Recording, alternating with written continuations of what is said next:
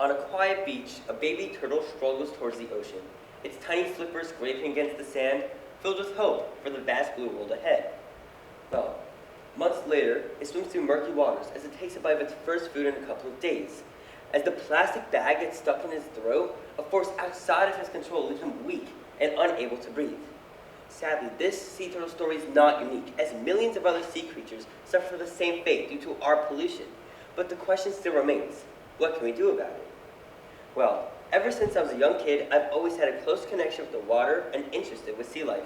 I'd go to beaches and aquariums fairly often, and as I've gotten older, more and more trash can be found on the beaches, all the while more articles being published about the problems of pollution in our ecosystems.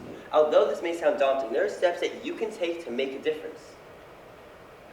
By reducing plastic use, cutting up waste, and participating in cleanups, you could help give turtles like the one from the story a chance to survive and thrive in a safer ocean. Plastics are destroying the ocean's ecosystem, and things are only getting worse. The plastics come in many harmful forms. Both micro and macro plastics are destroying and killing the ocean's life and habitats. Microplastics are larger plastics, like a Starbucks cup or a fishing net, while microplastics are too small to see with the human eye, but embed themselves with living tissue. Ingesting macroplastics causes malnutrition, blockage, and death, while microplastics, when absorbed, harm reproduction and growth. Now, what happens to the plastic that isn't consumed by sea life? Well, seagrass meadows. Seagrass meadows are vital for supporting biodiversity. Seagrass meadows provide oxygen, stabilize sediments, and homes and nurseries for fish.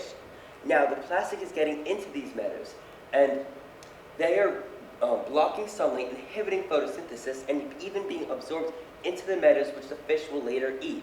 Now, this is creating a cascade effect, disrupting the ocean's ecosystem and fish that they support.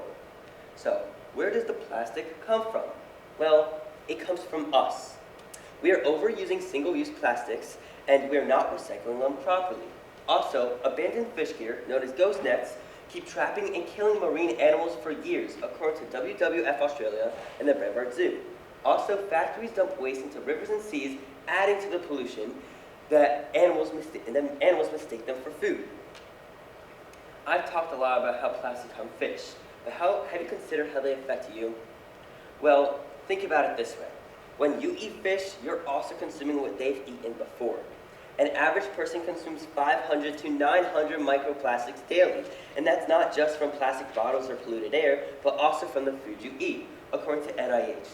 When the fish eat the plastics, they're also consuming toxins. Then later when we eat these fish, we're also consuming the toxins and the plastic that they've absorbed. And now this leads to hormonal disruption and increased inflammation. It's not just microplastics. Larger plastics break down over time, releasing harmful chemicals like BPA and phthalates, which link to reproductive and developmental issues, according to the UNEP. Scientists have also found microplastics stuck in human organs, which raises concern about its long-term effects. Now knowing that plastics are harming both marine life and human health, it becomes clear that we must take action to reduce plastic use and save our oceans. One of the easiest ways to make a difference is by reducing plastic use. We can start by using reusable items like reusable bags and bottles and avoid using single-use plastics.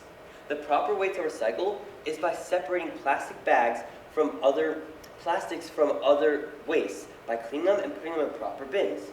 According to the EPA, recycling plastics helps reduce pollution and keeps harmful materials out of the waterways. Additionally, when shopping for seafood, be aware to look for eco-friendly labels, such as the Marine Stewardship Council certification. Now, it's not just individual solutions that will help end this. We also need to do larger solutions, such as banning single-use plastics and even pushing for stronger environmental laws. You can also volunteer at places like Ocean Conservancy or NOAA Fisheries for beach cleanups.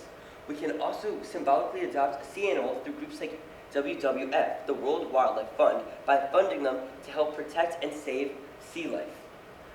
Organizations like Ocean Conservancy are organizing global cleanups, working to reduce ocean plastic pollution, and advocating for stronger protection for marine wildlife.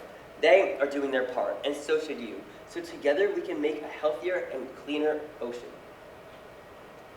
In the end, Protecting the ocean's ecosystem is very vital for both us and the ocean's sea life. If not, we risk losing marine biodiversity, damaging entire food chains, and risking human health. By making small changes in our daily lives, raising awareness, and supporting conservation efforts, we can help reduce pollution, protect sea life, and preserve our oceans for future generations. Thank you for your time.